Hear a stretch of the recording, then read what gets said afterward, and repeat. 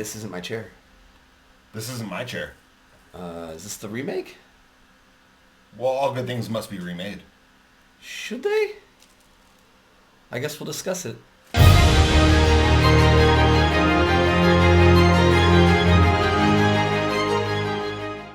Hey everybody, welcome back. We are the two guys from nowhere in our correct respective places now that we figured out what we were doing. We don't really need a synopsis for today's episode because we're just going to be talking about remakes, right? Yeah, remakes in general. I mean, I feel like... So it's going to be a couple weeks before we get to do an episode on Doctor Strange and the Multiverse of Madness.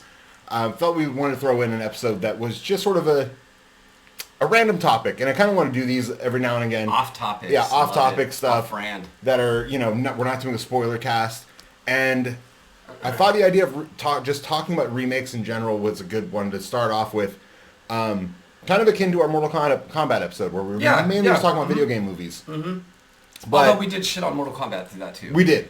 Well, I mean, as it needed to be done. Yes. 100%. Would you consider that a remake or was it a reboot? That was a reboot, okay, as we discussed earlier. And that will be defined at some point. Yes.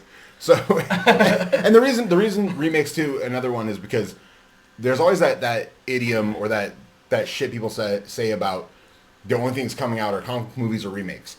Mm. And to a degree, that's true. Mm-hmm. But the people who bitch about that also don't go see other shit. Mm-hmm. And the fact of the matter is, in doing some research just to get ready for this episode and kind of to talk about it. I mean, I wanted to talk about it just in general. But remakes have been a thing in cinema since the dawn of cinema. I mean, they were remaking movies from the 1930s in the 1950s. It's a thing. It's a cyclical thing that has always happened. It's always been there. And the fact that the jaded people of our generation and the century with which we live in just talk shit on it, it's just what it is. It's the nature of the beast. A good story is always going to be retold and retold and retold. Absolutely. It's Grimm's Fables or Aesop's Fables, you know. Yeah, I mean, Von Dutch said, nothing is original. Nothing is original. At the end of the day, I gotta respect that. I'm not a huge Von Dutch fan, but but I do. But you did watch that documentary. I did watch that documentary, and I also do agree with that. I do think that nothing is original. I mean, even so we're not really going to be like going into anything really specific or really in depth. Just kind of touching on some notables and touching on some notable bad ones, notable good ones, and we're not. This is not going to be educational in any way, shape, or form. This is just this isn't an educational... No, I know. No, I know, but I'm just saying, like, this isn't going to be like... This is just us two joshing about it. Oof. Yeah, oof. There we go. That was clever. Just talking about remakes in general. Like, so, obviously for me, like, horror remakes is always a big one. Mm-hmm. And so, that's always, especially in horror communities, the horror community of fans and stuff, there's always, like, hate on so many remakes. Mm-hmm. Certain ones, and certain ones do deserve it. Mm-hmm. Some of them don't. Hot button, fire take right here. Halloween remake is better than the original. Just throwing that out there. I'm sorry. And you're talking about I'm assuming that when you're talking about that, you're alluding to the Rob Zombie remake, and I would agree with you there. Yeah, and it's just a personal choice because, quite frankly, I find movies made in the 70s, a lot of movies made in the 70s, not all,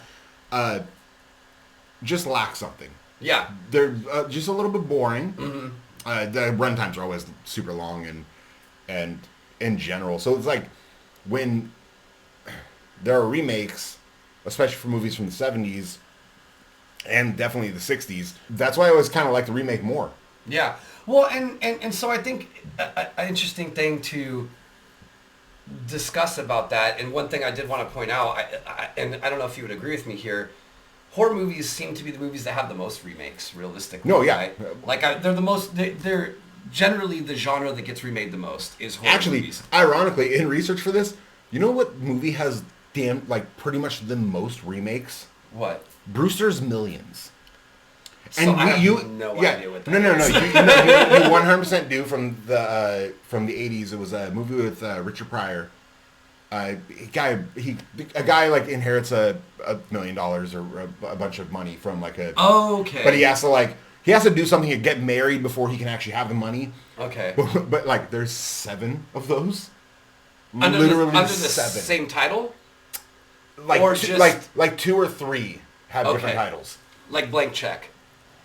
Would that be it? Yeah, I mean, it was a Disney remake. Yeah. But, in a way, well, no, I mean, he just steals a bunch of money. But yeah, I mean, I do think that horror movies, at least in my opinion, as you said, as we did some research on this, by the list that was created, I would definitely throw it out there that it was hard for me to not like lean to horror movies. Yeah, when I made this list. It does seem as if they're the most it's the genre that has the most remakes. And I think an interesting thing that you pointed out in regards to remakes, specifically in the genre of horror, is that the storytelling gets a lot different, and the way that you could tell a story is a lot different. Mm-hmm. And so that's why I do think it is necessary to have them remade, because it's a fascinating way to look at that story through different angles, through different filming, cinematography, like all those things, like really lighting got better, exactly, special effects got better, and and even to whip my point, a lot more. Even to whip my point about remakes have been a thing in Hollywood since the 50s, because they're remaking movies from the 30s and the 50s and so on and so on. So I'm just curious to know if anybody out there give us a remake of like a spaghetti western. I would love to see that. So, you got one? The Magnificent Seven. Oh, there you go. Which, funnily enough, The Magnificent Seven is technically a remake of Seven Samurai. Mm-hmm. Correct. Fun fact. Fun fact, and that's been remade 3 times. Okay. And another funny one is currently. I mean, and we'll touch on a few more of remakes from movies into TV shows. But just you brought up spaghetti western, so I have to bring it up. Mm-hmm. It wasn't spaghetti western, but western. Westworld. Yes, Westworld. Western sci-fi, whatever, but made it into a TV show. Mm-hmm. Or like another one, Little Shop of Horrors. And no one... I actually didn't even know that was a remake, so when I saw it on the list, I was surprised. I know. The original had Jack Nicholson in it. Which, again, I'm surprised. That was absolutely surprising to me. Yeah. The fact I've watched it. It's really good. It's obviously not a musical. That's actually how it got remade, was that the original movie was turned into a musical, and then they made the movie of the musical, but the original was basically like an hour and a half long Twilight Zone episode. Okay. It was a lot more... It's all black and white. It's a lot more of that sort of Twilight Zone vibe. Okay. Really cool though. Actually, it's really interesting. It's boring as fuck because it was made. I was gonna say I'll have to check it out, but you just I don't know. Right there. I will admit it's boring as shit because it was made in like the early '60s, or it was made in. In fact, I have it right here. It was 1960, so yeah, it's boring as shit. But yeah, that's the thing. Like storytelling gets better, or I mean, the art of cinematography has gotten better. Mm-hmm. You know, slowly. But, you know, over a certain period of time, it's just certain stories want to be done better. Yeah, and I agree with that. And I do think that that's where there is a good opportunity for remakes, not just in horror, but in any genre. Because, any genre. With special effects, cinematography, those kind of things, editing, like lighting, as you progress in those fields, in those areas, why not re-envision something... Exactly. Maybe not better per se, but just through a different lens. Yeah, and I think that's what makes it really fun. And sometimes for like a newer audience. I mean, exactly. Don't get me wrong. Sometimes that doesn't play well because just the audience has changed, and that's something. That's a kind of an argument that can be you could delve in a lot deeper on, but that like movies like RoboCop, Total Recall, Point Break, movies have been remade. Red Dawn, like these are movies that were remade, but they're 80s action movies when the action movie was king. Was king, yeah. And no, it just doesn't play to this I'm audience. going to throw this out there. RoboCop did not work for me. Point Break, I think I only watched like the opening scene, and I was not... Look, I want Brody. Yeah, no. Like, I want Keanu Reeves. I want Anthony Kiedis. I want Flea. Yes. I need Lori Petty. Hey, and you know what? You know what I would say when they remade Point Break? Uh-huh. I would say that would be a waste of time. But I just, I was not a fan of that. And like. Oh, even Total Recall. It played a little bit more to, from what I understand, because I haven't read I believe it was based on a Philip K. Dick book. I believe. I might be wrong there. We'll put that there. But that did go a little bit closer to the original story, sort of. But you're talking about the one with Colin Farrell. Yeah. Okay. Which was actually fine because I didn't think it was that bad. It's Colin Farrell. I fucking love Colin Farrell. Yeah, but Fright Night is on the list of notably bad ones. Because Jerry Dandridge, the original Fright Night is great. I mean, don't get me wrong, special effects were slightly better, and I do love a David Tennant in there. Mm-hmm. And the kid who died was the main kid, I think. I could be wrong there. It's been a minute since I've seen that movie. Mm-hmm. I'm forgetting his name, but it doesn't matter. The kid from Star Trek, Green Room, Alpha Dog. Oh, Anton Yelkic. Yeah, Yelkic. I think is his name.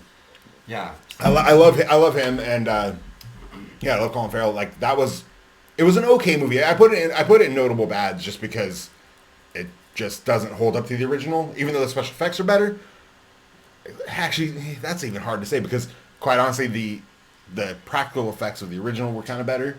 But whatever, that's a we have split hairs all day. So like when we come to remakes, right? Like obviously, special effects doesn't always make something better, right? No, I mean, like and just do a off topic for remakes, in talking about like something for reboots, right? Like as an adult, still like I still think the original Teenage Mutant Ninja Turtles, it was much better to see the suits than the CGI characters. Definitely. You know what I mean? So again, just coming back into topic now, it's like special effects doesn't always make something better. Sometimes practical effects are good. Oh yeah, not to mention that new Teenage Mutant Ninja Turtles movie. Like all I wanted them to do was shut up the whole movie. Just stop talking. Like you sound fucking ridiculous. And then again, another example of like bad special effects is the remake of A Nightmare on Elm Street, which I thought was gonna kill because I love Jackie Earle Haley, and I thought he'd kill in that role. But no one can play Freddy like Robert Englund. Yes. And the problem with that movie ultimately ended up being that they did over CGI his face. Over CGI the blood. I totally forgot about that. Yeah. You're right. That was. They did some cool twists on the story, like a little bit making the child predator aspect a little bit more in the forefront, and that worked. But the rest of the movie it was bogged down by too much CGI and too much and not great CGI either, and frankly, just Jackie Earle Haley just not being able to. He wasn't Robert Englund. Yeah, it boils down to. And I think too, when it comes to remakes, kind of a difficulty that people can run into is trying to make it too heavy-handed.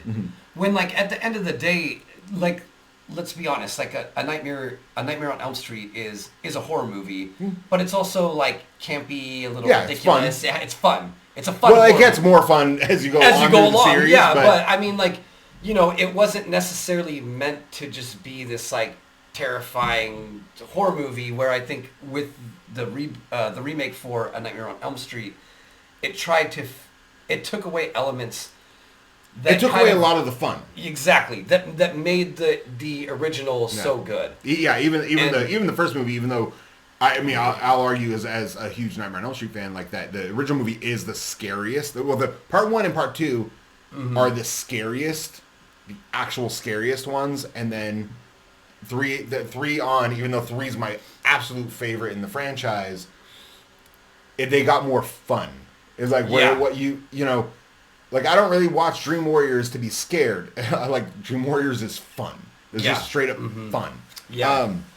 But, then, we have other ones like, so here, we'll get out of the horror just for the fuck of it. We had one of the, biggest movies of the year just a few years back, which was A Star Is Born.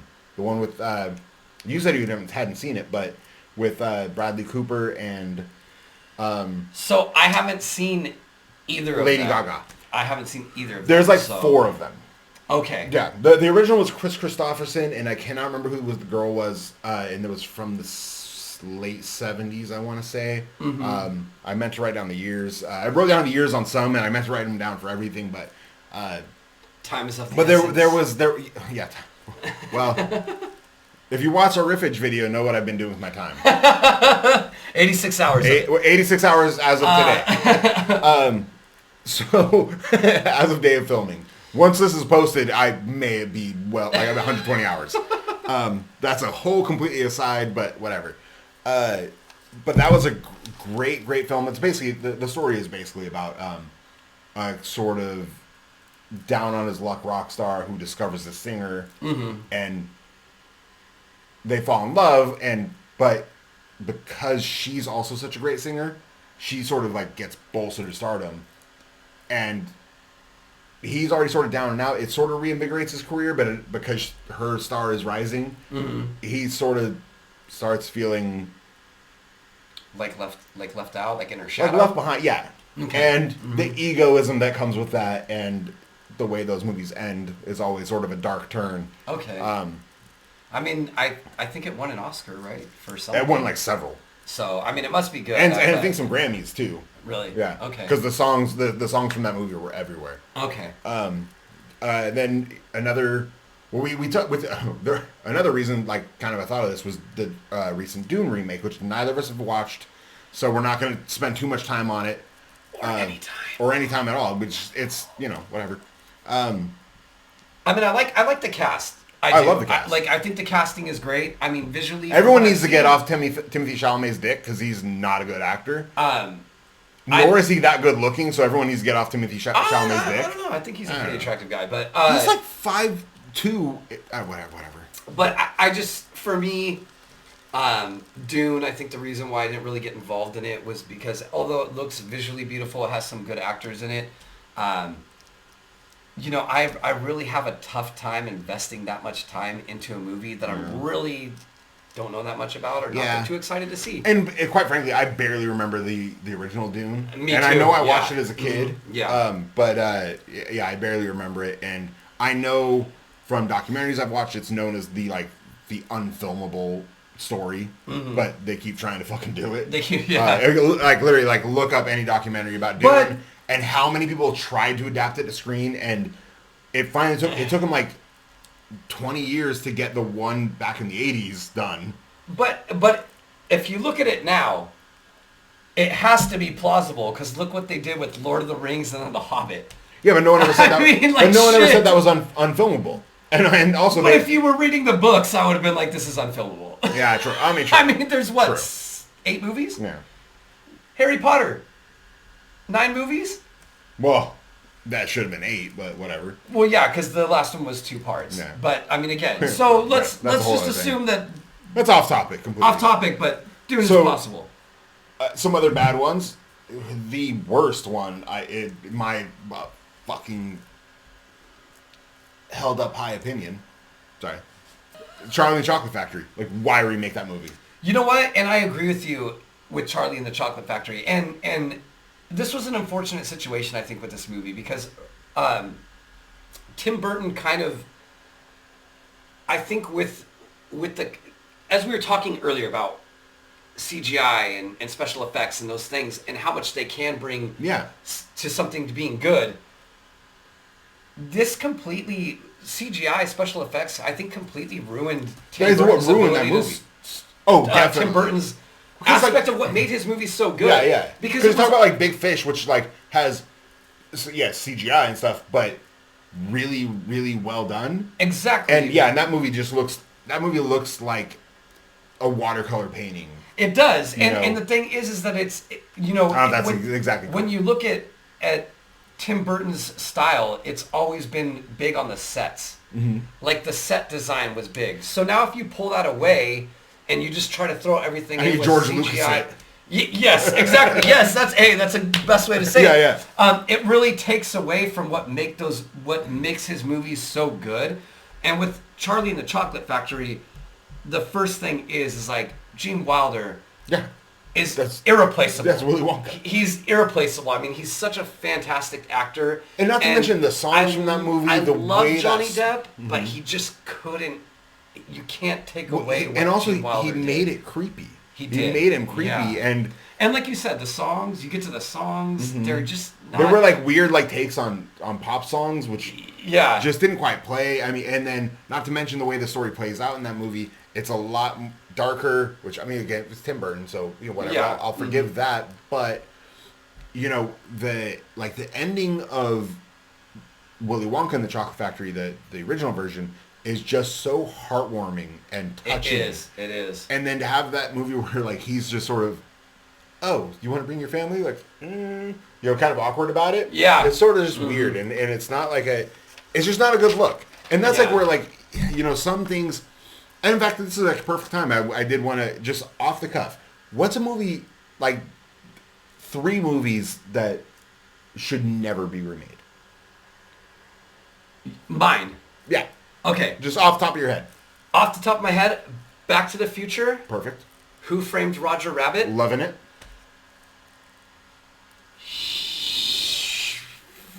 Wayne's World. Yeah, loving it. Like, I mean, it's like, Yeah. I'm just gonna throw this out there. Yeah. Those are things. Those are movies to me that are iconic, that absolutely just need to remain as they are and should never be touched again. So Never again, revisited. I initially meant to write down movies that should never be remade and actually just touch on those. But then I thought, no, I'm not going to do that. Let's just off the top of my head and off the top of your head. And I'm loving it. And you know what? It worked better that way. Jaws. Okay, I like that too. Make any shark movie you want. Fuck, it could be basically the same fucking plot. Just do not call it Jaws. E.T. Okay. Never, like ever, ever. And Stand By Me. Oh, Never. definitely. Well, Stand By Me is a period piece. So, I mean, yes, but yes and no. I mean, but that's a loose definition of the term period piece, because period piece is like... Well, no, but Shawshank Redemption is a period piece then. Sure. Because, I think it's just technically, like, typically when you're talking about a period piece, you're talking about like... you can't always define Victorian, it to World War II you're right. movies. Or Victorian. Or Victorian. I think that's what I'm saying. Like, Because a period piece, like, because that's your thing. But your brain goes. What's your... In that movie, in Stand By Me, Hmm. you're exploring what kids did on their free time in the 50s in a small town. Yeah. It's a period piece. Well, not to mention, I mean, you could, like, that's something that you could, and here's an easy transition to this. I'm surprised someone hasn't tried to do that in a series.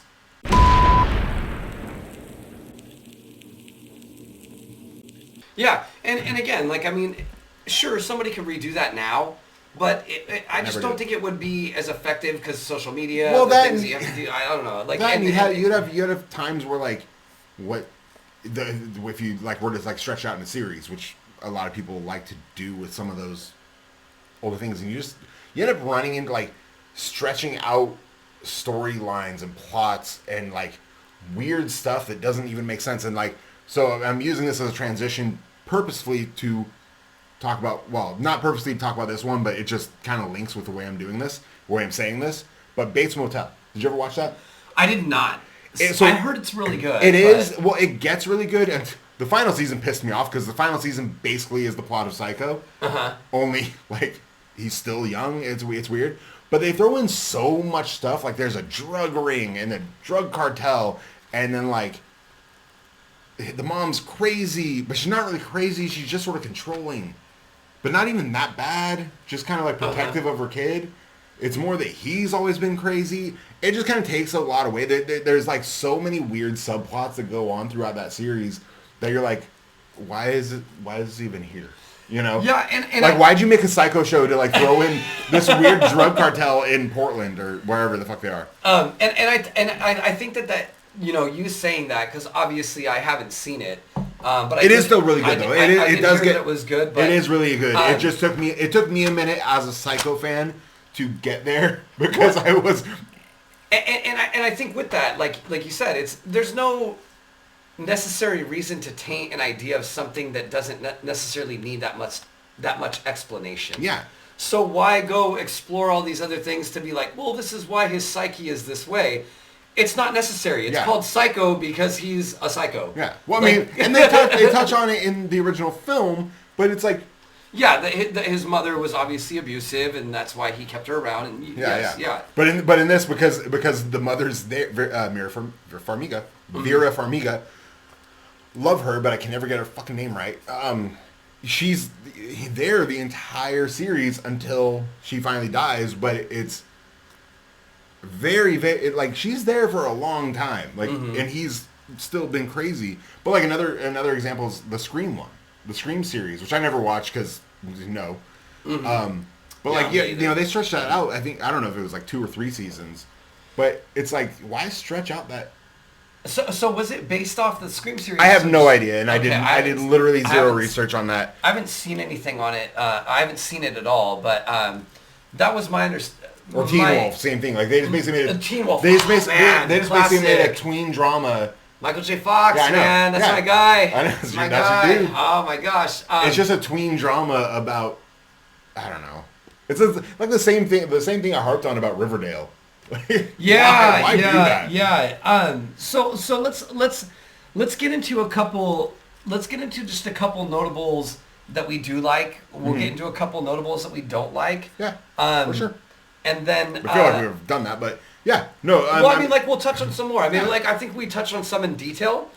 Let's just list out a couple that we do like, a couple that we don't like. So cool. The Departed, which so I actually didn't know. Yeah, you told me today that this. I had known it was, but it's funny. It's just funny that it was remade. Like it was a Hong Kong film called Infernal Affairs, or Internal Affairs. I can't remember if it was Infernal or Internal. But it was like remade like 3 years later. It was basically like apparently the same freaking movie, just one's Hong Kong, one's English. The Italian Job, great one. Okay. With Mark Wahlberg. Yeah. I think one that I really enjoyed was It. I think It was a really good one. Obviously, I think Bill Skarsgård did a very good. Is that Bill Skarsgård? Is that the brother? There are so many Skarsgårds. I think so. I'm pretty certain it's Bill Skarsgård. We'll put that down on the thing. The Skarsgård that played It, I thought he did there's like 9 Skarsgårds. A good job in that film. I did really enjoy Everyone did a great job in both of those films. The second one definitely is the a little bit more lackluster, but but I still do love it. The only thing with me is I'm really mad they didn't throw in a giant turtle. I'm just really mad about it. I'm still salty. I'm still salty about that. But it's funny because I almost didn't put that on the list because I was like, the original was technically a TV miniseries, but then I realized no, it's technically a TV. It was a 2-part TV movie. It was a 2-part TV movie, which was a unique thing that they were doing at that time. Well, they did that a lot when we were younger. They did tons of miniseries. Well, but I'm saying like they explored that during our childhood. Yeah. That's the kind of things that they were doing. All the Universal monsters. I mean, they're not going to go down the list, but like they're every single Dracula, Wolfman, Frankenstein.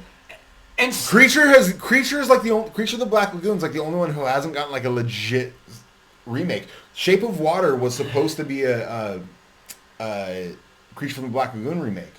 Is that the Guillermo del Toro movie? Really? I didn't know that. It was supposed to be. Okay. And then he like I think sometimes for some I don't know the whole full backstory, and I'm not gonna pretend I know. But that's what I had heard, and that's why I had read that's how it started out, and then he kind of like through the process of making the film decided to change the story. And see, that's and kind of make it a little bit more like a take on it. And it's unfortunate for me because, again, just quick off topic. Universal was supposed to make their own universe, and it obviously it started with what was the Tom Cruise movie? I didn't even really see it. But technically it started with Dracula Untold. With his face is in my head, and I cannot. But they had some fantastic actors lined up for this. I mean, Javier Bardem, Johnny Depp, and I was so excited for this. I was too. I mean, and it's in talking about remakes, let's also talk about remakes that I was excited to see that never panned out fully. And it's really unfortunate that the Universal Monsters Yeah. universe I know. really never came together. 'Cause it would've been cool. I think I it would have mean, been a really unique idea to see that, because I think, you know, for you and I, like, that was a big thing of our childhood. Definitely. You know, so. Yeah, I mean, especially, you know, it's putting the horse before the carriage, or the carriage before the horse, however that saying goes. That just they decided to announce a dark universe. Like they had one film. Like it's the same thing DC did. That's a whole other thing, a whole other topic. Which will Godzilla will also soon be a remake. Godzilla, yeah. Well, yeah, with Flashpoint, all the Godzilla movies or King Kong movies. I mean, Godzilla, pretty much every movie's a remake. It is. I mean, we have the originals, obviously. We have the one with Matthew Broderick. Mm-hmm. And then we have the current one. The current ones. Which I actually don't. I like the current ones. I love them. A lot of people harp on Godzilla being too overweight, but I mean he's a fucking giant lizard. Yeah, what do you want? Like what do you want? You know? I mean, at least his size is consistent. And you know what? To that like not like in the 1996 one or whatever that one came out with Matthew Broderick. Yeah. Like he's like there's times he's taller than every building in New York, and then he's hiding in New York. Like yeah, it doesn't make any sense. They couldn't like keep his size consistent. So, but like then King Kong. You know, I was going to get to King Kong. Like, the original is still fantastic, even though it's black and white, silent. Mm-hmm. Like, it's weird. Like, I know I just talk shit about the black and white, or not just, but I did a little while ago about the black and white Little Shop of Horrors. But, you know, those original, like Nosferatu, boring as fuck, but I still love it. Mm-hmm. But, like, King Kong, the original King Kong, the silent film, from 33, it still kind of holds up just with the claymation. That was, I grew up on like the Harryhausen films and, Sinbad and whatever. Clash of the Titans, which again, another remake. Ooh, another remake that also did not. The 76 one, which was, it was 76. It was almost like a damn near exploitation film. It was. There's serious documentaries about how the 76 King Kong film was basically an exploitation film. And then the 05 one, the Peter Jackson one, which is great. Which I loved it. I great cast. The Peter Jackson film of King Kong was just amazing. There was so many good scenes. I can't. Looking back at it, the CGI is like not nearly as good as you remember. But the storytelling is fantastic. King Kong looks great. Yeah. But it's like everything else. Like when he's rampaging through the city, like clearly it's all like CGI city. Yeah. It's like, ooh, it's not 100%. Yeah, but the it's story, GTA. But with a really good looking monkey, right? But the storytelling is fantastic. Yeah. I mean, the scene with what's her name? Naomi Watts. Mm-hmm. And King Kong when they're in New York and they're on the ice. She's in the dress. Oh yeah, Where he goes on that was rampage. really cool. Really touching scene. Like I really love that scene, and they're just having fun, and then you realize that Jack Black has a stupid line at the end of it, like we're the monsters. Like he wasn't whatever cheesy, but overall, that was such a fantastic remake. Like, I'll appreciate Jack Black actually like saying a like heartfelt like good line, which he does a lot. He does. He's been he's actually. It's funny because. This is completely off topic. And I love you, Jack Black. Yeah, I love you. You were great in that movie. But it's funny because like Jack Black is actually like he's been in a lot of like actual serious roles, and he's always nails it. He's always he's like not just a funny man, and he's great. Anyway, so Disney remakes. The recent live action Disney remakes. So what's your overall take on these? Like, do you like the direction that they're going in, or do you think that they should have just kept it to the animated films? Like, I just want to get your overall take for this. Okay, so there's a fascinating documentary I watched. It's on YouTube. I can't remember the name of the channel. It might be Offhand Disney, but they did it might be Yesterworld. I can't remember. It doesn't matter. But look it up. It's the genius of the Disney Vault gimmick. Mm-hmm. So remember when we were kids, they would do it's going back into the vault. So there was a whole thing where Disney didn't like to. They were worried about pirators. Once like the VHS came out, their Betamax viewers came out. They were worried about people recording their movies, and so they didn't want to release anything on VHS or Betamax, with the exception of some Treasure Island and Okay. little ones like that. Are, Like offshoots or like none of their majors, like they're exactly, yeah. And so they created this gimmick where, because also back then, because video had yet to be like home video was really yet to be really a thing. That was the way for a lot of studios to make some more money, was to re-release these films into theaters for a limited time, and that way people would go see them again in theaters.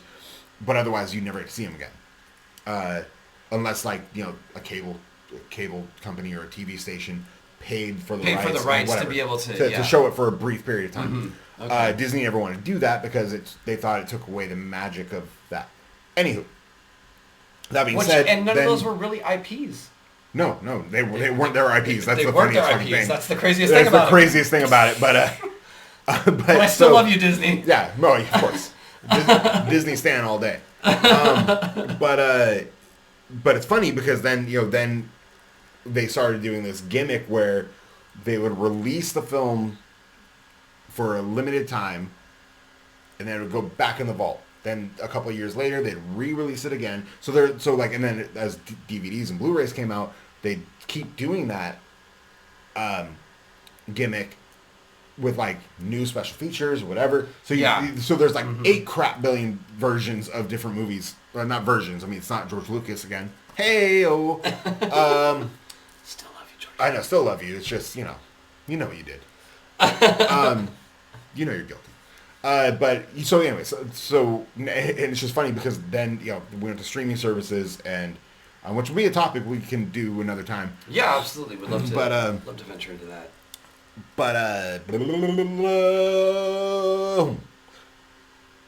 it's just funny that now they're remaking all these movies in live action, and they've been hit and miss. Yeah, I think I love that you asked me a question, and I went on a 7-minute rant about. I wasn't a huge fan of Beauty and the Beast. Oh really? I thought Beauty and the Beast was good. It was like, why? It was the same movie. Lion King with one added song. Lion King, I couldn't get into. I just couldn't. I didn't like the cast for the voice acting. I just didn't. No. I liked the original. Jeremy Irons. I mean, I liked the original Timon and Pumbaa. Yeah. It was Seth Rogen. Seth Rogen, which. We know how you feel. Hey, he's not my favorite guy. But you know which one I really did enjoy? Aladdin. I thought Aladdin was great. Aladdin took me a couple watches only because I really enjoyed that one. I'm interested to see where they keep going with these. It's funny because I'm you all know me as the horror fan, but I'm also a huge musical fan. I love musicals so much. And the thing with the Aladdin one, the first time I watched it, what bothered me about it is that they added a new song, and I didn't think it was that good. And not only that, I didn't think it was that good, and they did it twice in the movie. Now I fucking love that song. I'm such a fucking nerd about it, and actually I'll listen to it just to listen to it. Okay. I mean, it's good. I really enjoyed it. Dumbo was awful. Yes, I was not a huge fan of Dumbo. Dumbo was bad. I was not a huge fan of Dumbo. Jungle Book was good. It was okay. I like Jungle Book. I thought Jungle Book was fun. It was good. Yeah, and I like that it, which is funny because Jungle Book I had in my notes, but he took my notes away from me, has been remade like 5 or 6 times. In different ways. I mean, like not always Disney. It's it's a classic story. So because again, most of Disney's IPs are not their IPs. They're not their IPs. I just thought that was interesting. Like when I had the list, it was actually funny. The list of remakes that I had found, it had Jungle Book listed twice, and then in the notes for the second listing said, "No, it's been remade more than that." Thank you, Wikipedia. Yeah. So on that. This is what we'd usually do our monkeys, and we're gonna do monkeys. Just on like a general take on like a general monkeys on remakes in general, like how we feel, because I feel like so many people are just negative about remakes. Yeah, like they just don't want them. Like you're ruining my childhood or like you're whatever. And in some cases that's true. So let's do monkeys on just remakes in general. Yeah, and before we get into that though too, I actually never watched the 12 Monkeys show. Yeah, I did have that on my list. But please Is You that- shouldn't have done it. You I shouldn't know. have done it because I 12 didn't want Monkeys to. was No, not a, that- remake, it's a- remakeable movie. No. So, not at all. Like not a remakeable movie. Why turn that into a show? Like, sure you could stretch some stuff out, but not much. Right. Like- I mean, like, there's not like. Like I love like a Ridley Scott like esque director's cut of 12 Monkeys. Yeah. Like just where it's like 3 hours long. That I'm down. I'm down for that. But no, not a series. Yeah, not a series. I mean, there's a lot that was untold in that movie. That's why it was good because it was untold. And because I'm sure in that series, sorry, No, go ahead. Weird tangent before we decided to sign off. Well, I mean, we were talking about monkeys and Yeah, you know, that was the thing, so. I know. And it was on my list, and which is weird. I never brought it up because it was on my list. But like, I feel like that would be a series where you focus way too much on the scientist guy and like his crazy conspiracy theories and seeing him like go down that rabbit hole where. It's just perfect the way it's done in that movie because you feel like he's already down that rabbit hole. Yeah. Too far anyway, and like you don't need the backstory. explanation. Yeah. You don't need the 3-episode arc of the flashbacks of him being abused as a child or some dumb shit that they would throw in just to stretch out runtime. Yeah, and to make it relevant for whatever he was doing. So remakes. I'm gonna be honest.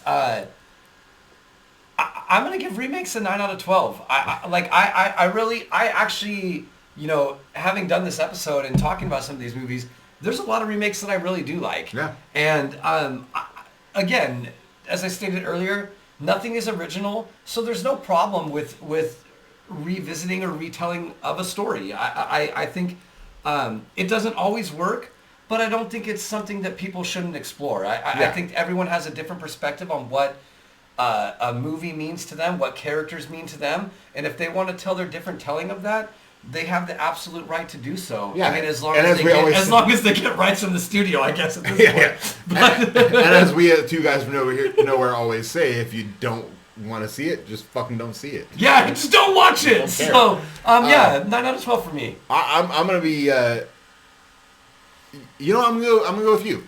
I was gonna say 6 out of 12 as like a. Actually, no, I'm going to stay with 6 out of 12. I'm going to say 6 out of 12 as a split decision at like... Because you're right. Everything you just said is perfectly correct.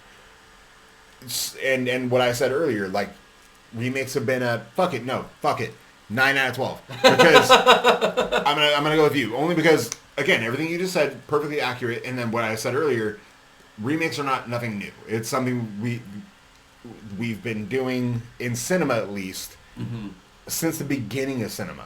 Like, damn near since the beginning. There's a whole thing about the 20-year turnaround. I don't know if that's the actual phenomenon. But we're like, trends and stuff, kind of come back around in 20 years. That's in film and cinema, that's been going on since the dawn of cinema. Talking about even silent films were remade in the 50s when they can make sound. Like, there's just that progression. Cinema is one of those art forms that has only progressed and progressed and progressed and progressed. Sometimes to a detriment, i.e., the prequels. And I'm just talking about the Star Wars prequels. I'm just talking about filmmaking and overuse of CGI. The Hobbit. I mean, Lord of the Rings was a fantastic trilogy that blew everyone away with both practical and computer-generated images. But then The Hobbit, they just overdid CGI, and so I mean that's not. I'm not talking that that's a remake, but it's just an example of how cinema sometimes can make great leaps forward in technology and filmmaking styles, and you have visionary cinematographers and directors who are just out there like making way better artwork than has been done in the past. And I'll always just shit on movies from the 60s and 70s because, quite frankly, they're usually boring, not filmed well, 100% not acted well. I don't give a shit. Gone with the Wind sucks. Remake Gone with the Wind all you want because fuck that movie. But let's just throw this out there. Citizen Kane, probably not a remake either. No, 100% no. And that movie is acted and shot and... See, that's the thing. Like, you had visionary filmmakers throughout the years, but it just... There's been more and more and more and more because people who have studied film and wanted to get into that because of watching whatever movie. Mm-hmm. Things have just gotten better. So sometimes certain films can be remade, and rightfully so. And a lot of times, in certain instances, they do turn out better. I mean, another example. I just gonna throw this out there. I don't think it's better than the original. I just like it a lot because of kind of the reasons I'm bringing up. It's the Friday the 13th remake. Mainly because what do you want from that movie or that franchise? Jason. And that movie gives you basically parts 1, 2, and 3 in a 2.5 hour long movie, and it's fucking fantastic. But yeah, so that being said, so yeah, I think it's sort of tit for tat. Like, that's why I was going to give it a 6, but I'm going to go ahead and give it a 9 because I'm generally more forgiving of remakes. And with remakes, I mean, there's the idiom there that imitation is the best form of flattery. That too. So, that being said, we would love to hear about what movies you thought were good as far as remakes, which ones you thought were bad, and also, I mean, if you have any things that you'd like to share with us about movies that you'd like to see be remade, because I know we have a couple that we've talked about off screen here. But we really hope you enjoyed this episode. Please make sure to like, subscribe, and comment, and we hope you have a great rest of your night. And we will be doing a little bit more of these every now and again. These sort of off-topic, general topic type episodes when there's a lull, when we don't have a thing in a spoiler cast or, you know. And sometimes we just want to share our opinions with you guys because, you know, that's what we're here to do anyway. So we hope you have a great night. Signing out from the Ritual Chamber. Bye-bye.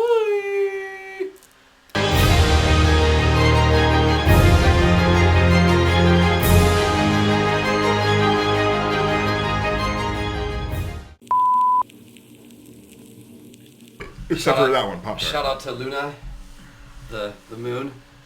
That's an elephant. Full moon tonight. Is it? I thought it was a full moon last night. No, it's full moon tonight. Okay. Which means, you know what that means? It's Easter. Werewolf Jesus. Werewolf Jesus, all right. No, not zombie Jesus is here. Werewolf Jesus. I'm good. I'm my beer. I would like my beer. Can I have my beer? Like, I would like my beer. You can give me my beer. It's a thing you could do. Like, I know you're only 3, but you can hand me my beer. How do you turn this thing? Just tip it. Just push it for the problem. Turn it like yeah, just the whole thing. Yeah. One of my favorite books. This whole thing. It's so fascinating to like hear how nope, not that way. Lives her life as a little fork. No, I'll the other way. Turn it the other way. No, the other way. Dude, I'm on the Titanic. I'm going down. I started smiling.